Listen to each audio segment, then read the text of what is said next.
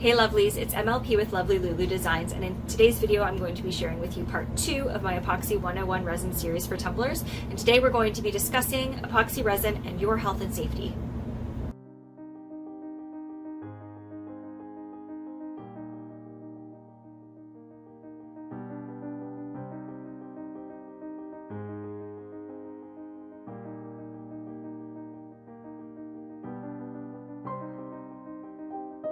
So last week I posted the first video of a 3-part epoxy resin series, which was about what to look for and what you should know when researching epoxy resin, specifically for making tumblers. This week I'll be discussing safety precautions and epoxy, but before that I want to mention a couple of things. So first, a disclaimer. I am not a medical professional, and more importantly, I am not your medical professional. So if you have a known or suspected reaction to epoxy, I recommend you stop what you're doing until you've had the chance to discuss your specific case with your doctor. The internet can be a great resource for things, but medical diagnoses and recommendations are unfortunately not one of them. Second of all, this is not a be-all end-all video on health and safety when working with epoxy. So I still recommend that once you've chosen your epoxy, you familiarize yourself with the MSDS form, which is also known as the Material Safety Data Sheet, which will outline all potential hazards and safety precautions when working with your specific brand. If you still have questions, I would then recommend that you ask the manufacturer themselves directly so you know the information that you're getting is accurate and relevant. Okay, with all that out of the way, let's just jump in. So when working with chemical products, our priority should always be safety. Our safety, the safety of our family, and the safety of our customers. So for that reason, when you are creating your incredible works of functional art, you need to be doing so in a well-ventilated, designated space away from your family and even your pets. That means it is not safe to be epoxying tumblers in your kitchen. The kitchen is a high-traffic area, usually pretty central in your home, where your family and pets will all be exposed to VOCs, especially when you're heating your epoxy, like when you're trying to remove bubbles. And this is even with your range hood on. Also, if you remember from last week's video, epoxy is only safe for incidental food use when it's fully cured. So you don't want to be mixing, applying, and turning epoxy in the same space where you are serving and preparing food. It's just not a good combination. So in addition to making tumblers in a designated and well-ventilated area, you also need to be protecting your lungs by using a properly fitting respirator that has been designed to protect you from organic vapors. Respirators are only effective if they form a seal around your face. Now you can check to make sure your mask is properly sealed by covering the breathing holes and exhaling hard. If you have no leaks, when you're breathing out, you know it's sealed. Respirators are designed to protect you, from organic vapors, have activated carbon in them. And unlike dust masks, which protect you from small particles like sawdust, epoxy dust, mica powders, these don't clog when they're full, they get saturated instead. So you know they're full if you can smell chemicals when you put your respirator on. Well, I use an epoxy that has no odor.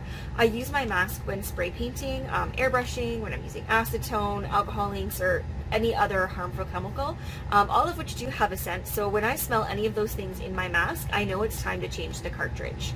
If you are only using it for odor-free chemicals, I would check with your manufacturer on how often you should be changing your cartridge. But I do recommend you use your cartridge when working with any chemical substance that emits VOCs in your environment, like those that I just mentioned, for example. Okay, the attachment I use for my respirator is an organic vapor and filter particle combo. So the one I have is 3M60926. These are a bit more expensive and harder to breathe through, but it filters out particles as well as organic vapors, so my lungs are protected from everything in my workshop. And it's important to have both of these options either through a combo like mine or have a separate organic vapor respirator, and a dust mask, because the particles in the air we breathe as well, it settles in our lungs, and epoxy dust is particularly bad for you. You can limit the amount of dust you generate from sanding by wet sanding, which is done by using wet sandpaper and wetting the paper and cup, but you still need to wear a mask and even gloves when you're doing that to protect yourself. So I currently have a half mask respirator, but I am saving my money to purchase a full face respirator, so that way I'm protecting my eyes as well. If you are like me and don't have a full face respirator, you can protect your eyes with goggles, or at the very least safety glasses, which is what I am currently using. I also want to mention here that you will notice in my videos I am not wearing my mask. This is because I find it hard to talk while I'm in the mask, which defeats the purpose of making these videos. I am, however, working in a well-ventilated, designated space, so it's a calculated risk that I'm taking. In addition to protecting your lungs and your eyes, it is also important to be protecting your skin. Contact dermatitis is the most common allergic reaction to epoxy resin.